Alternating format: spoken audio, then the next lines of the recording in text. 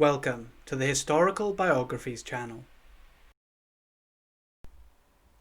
Julius Caesar was born in 100 BC and was responsible for the end of the Roman Republic and the birth of the Roman Empire. This was to shape the very future of Western civilization. He was a gifted politician and highly effective military general. He conquered the tribes of Gaul and invaded Britain. He reformed the calendar and gave rise to titles such as Kaiser and Tsar. These titles belonged to future European rulers who wished to emulate Caesar and his empire building. After being victorious in a Roman civil war against Pompey the Great, which was started once he crossed the Rubicon River into Italy, he was murdered on the Senate floor on the Ides of March 44 BC. This is the history of Gaius Julius Caesar. Caesar was born into a patrician family well established in Rome. His father was once governor of the province of Asia, while his aunt had married Gaius Marius, a prominent Roman general and statesman who held the office of consul 7 times.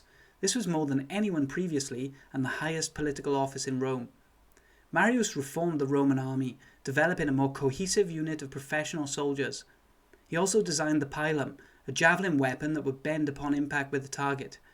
He was also named the third founder of Rome for his victory in the Cimbrian War, which significantly threatened Rome for the first time since the Second Punic War. Marius had paraded Jugurtha, the king of Numidia, through Rome as part of his triumph in 106 BC. However, his general Lucius Cornelius Sulla had in fact captured the king and was to gain in stature politically because of this. In 88 BC, Gaius Marius fought in a civil war with Sulla, largely because Marius was left out of leading a campaign in the east against Mithridates VI of Pontus in place of Sulla. Marius had insisted to the tribune that the Senate must revert their position on Sulla commanding the campaign, which he did by removing senators to prevent a quorum. Sulla's son-in-law was killed in the ensuing riots, and Marius was appointed the new leader of the Mithridates campaign. Incredibly, Sulla decided to march on Rome in the Battle of the Colline Gate, becoming the first Roman general to do so. However, he was not to be the last, as we will see in Caesar's case.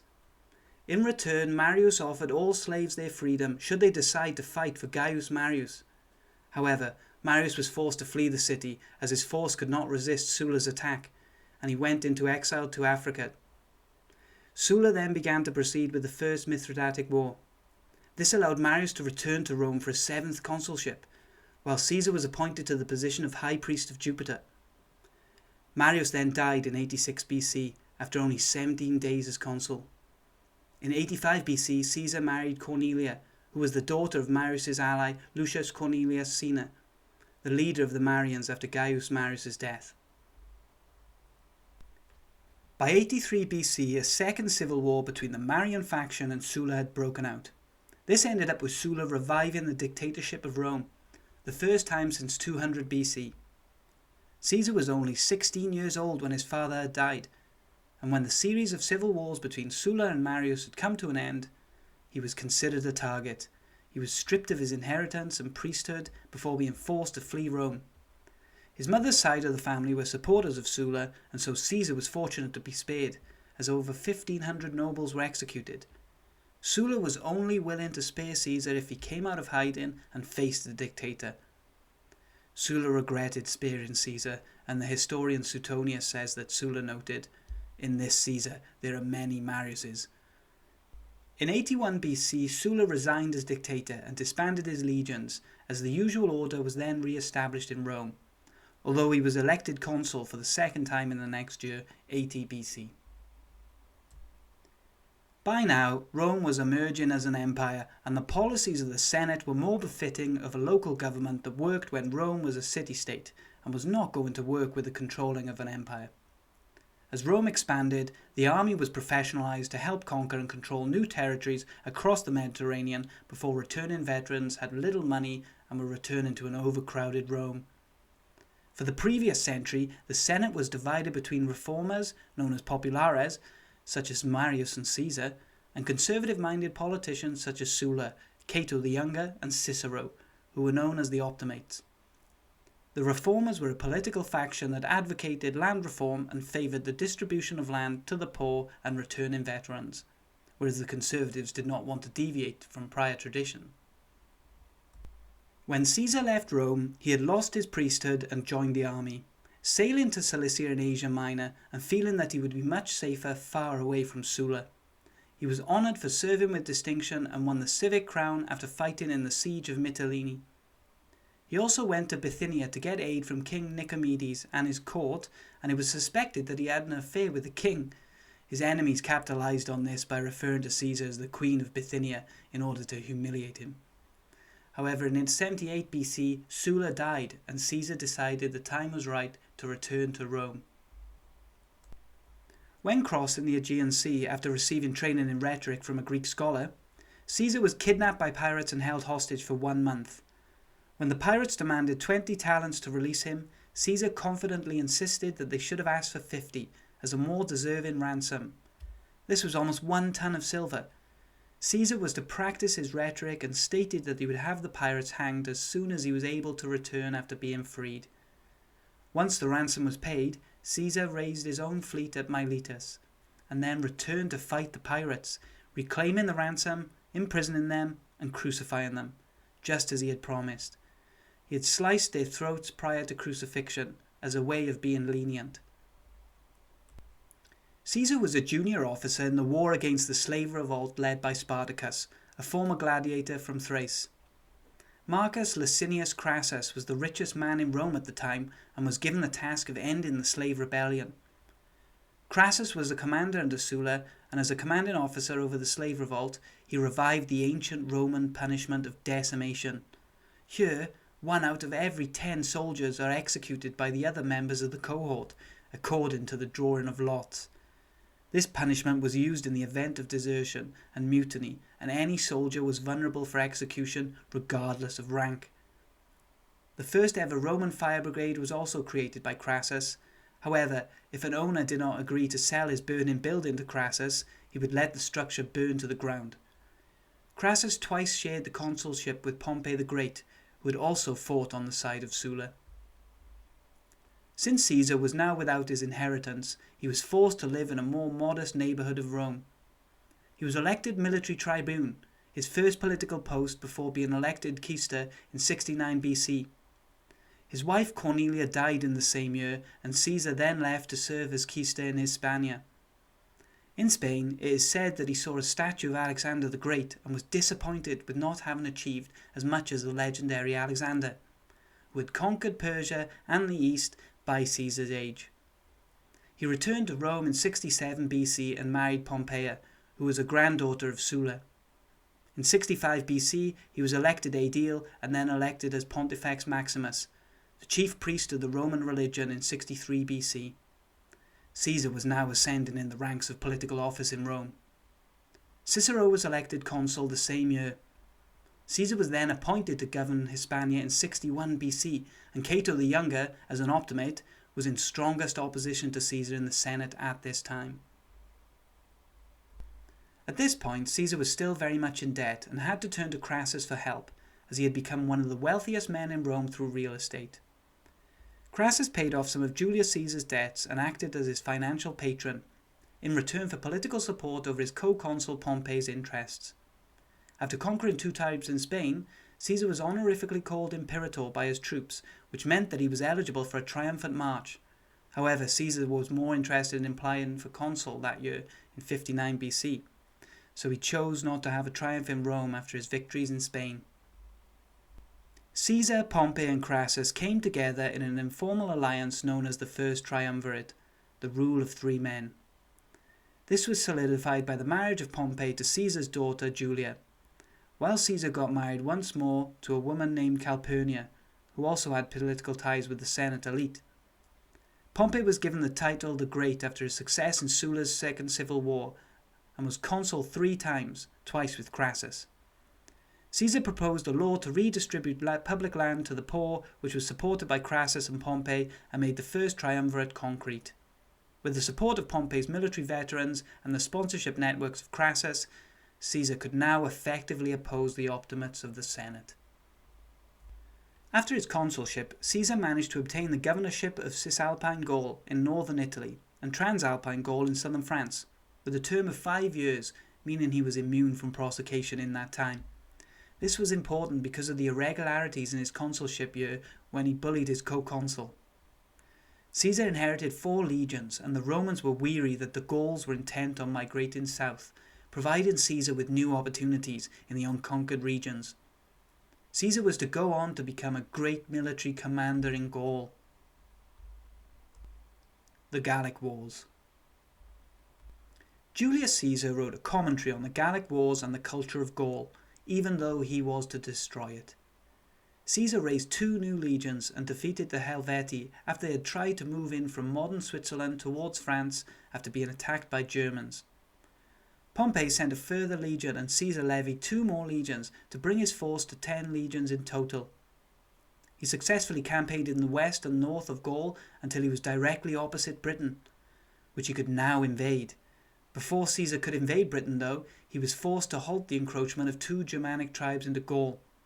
For retribution, Caesar built a bridge across the Rhine River and fought the Germans before returning to Gaul and dismantling the bridge. Once the 2 Germanic tribes were defeated, he set out to invade Britain in 55 BC. Britain had already been known as source of tin to the Romans and was valuable for them as an unconquered land. When trying to land at Dover, the Britons were overlooking the cliffs, ready to defend the shores, and the Romans hesitated with their disembarking. An Aquilifer, who was the standard bearer carrying an eagle emblem, shouted that he would do his duty to the general and the Republic, so he was the first to get off the boat and inspired all the others to follow him. There would be a large amount of disgrace should the eagle standard be taken by the enemy, with the legion's honour at stake. Caesar could not progress very far inland, so he was forced to return to Gaul for the winter. Storms in the English Channel significantly hindered Caesar's progress. The next year, he came back to Britain and advanced further into the country and formed alliances, but revolts in Gaul because of a poor harvest forced Caesar to leave Britain for the last time and return to Gaul.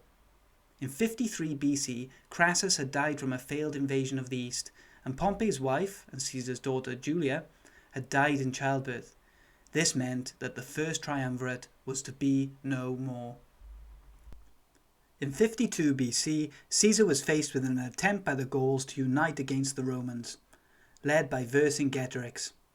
He had a few successes in skirmishes against Caesar, which led to the Battle of Alesia. The Siege of Alesia was the last major battle between Caesar and the Gauls, and was defined by the innovative use of siege warfare, developed by Caesar. In this battle, Caesar was outnumbered almost 4-1, and because of the strong defences, he decided that the siege to force the starvation of the Gauls was the best option for the Romans. There was up to 80,000 people garrisoned in Alesia, meaning that starvation was inevitable if Caesar could encircle the settlement with his own fortifications. To achieve this, Caesar built a 10-mile-long circumvallation wall with 24 towers.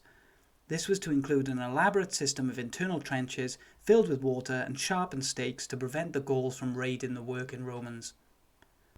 Moreover, Caesar built a contravallation, an outer fortification designed to stop external attacks by the Gauls, attempting to relieve Alesia.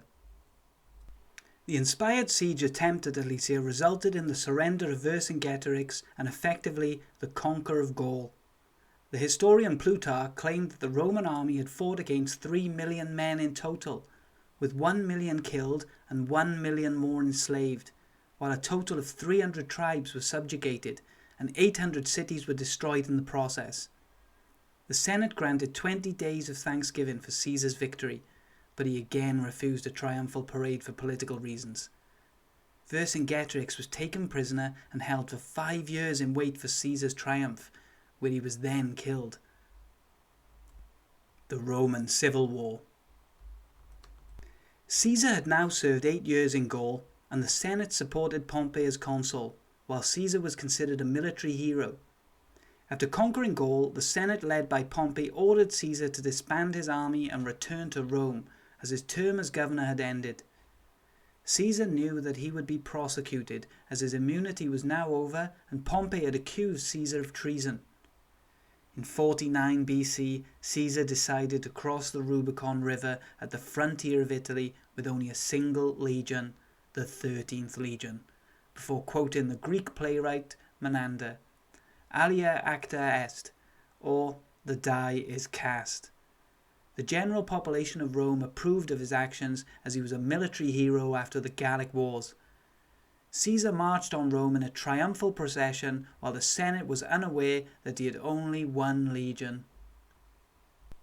Pompey fled to Brundisium in the south of Italy and was pursued by Caesar, hoping to prevent Pompey's legions from escaping, and to potentially offer a restoration of their alliance, which was refused by Pompey as he considered Caesar to be politically subordinate, and that the crossing of the Rubicon made him an enemy of the state and the people of Rome.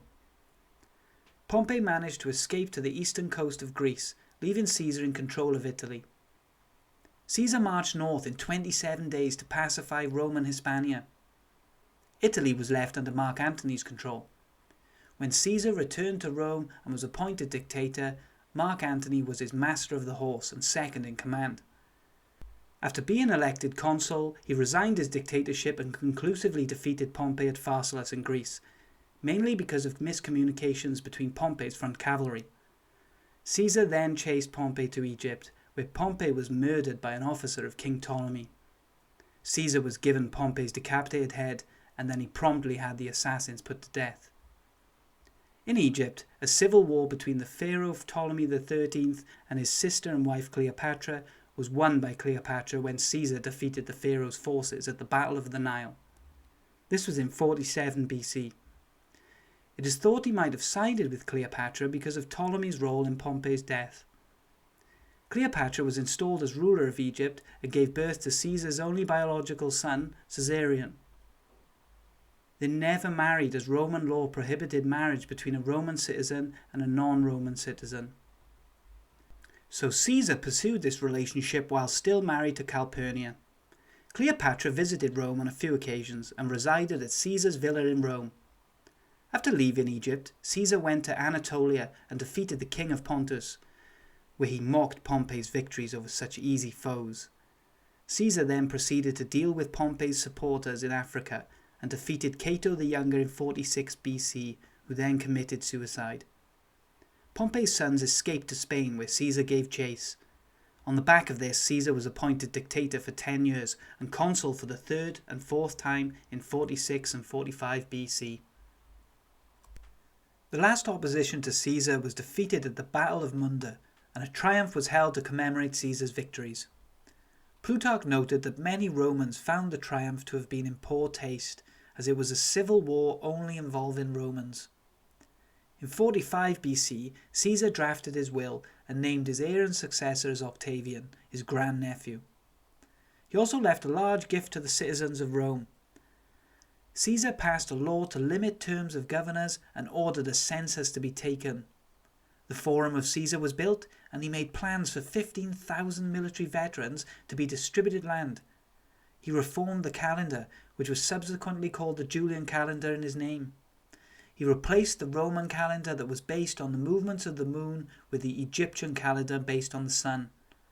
He set the length of the year to 365.25 days by adding a leap year at the end of February every fourth year. Caesar also established a police force and extended Latin rights throughout the Roman world. He was named censor for life and father of the fatherland by the Senate, and the month of July was renamed in his honour. Many senators had become weary of Caesar's power, but before his assassination, Caesar was appointed dictator for life. The Ides of March, 44 BC. On the 15th of March, 44 BC, Caesar was due to appear at the Senate session, without any knowledge that several senators had conspired to kill him. Mark Antony was delayed outside the theatre of Pompey, so he was unable to prevent the assassination that was about to transpire. According to the historian Eutropius, approximately 60 men participated in the assassination, and Caesar was stabbed up to 23 times. Caesar was to lay on the floor of the Senate for up to 3 hours as the citizens of Rome locked themselves in their houses as soon as they heard what had happened in the Senate. He was cremated, and the Temple of Caesar was erected a few years later at the same site. The death of Caesar ultimately caused the end of the Roman Republic. The second triumvirate of three leaders was established between Mark Antony, Octavian, and Caesar's loyal cavalry commander Lepidus. Caesar was deified in 42 BC, and Octavian was thus called Divi Filius, or son of the divine. Antony and Octavian defeated Brutus and Cassius, the assassinators of Caesar, at Philippi in Macedonia to end the civil war.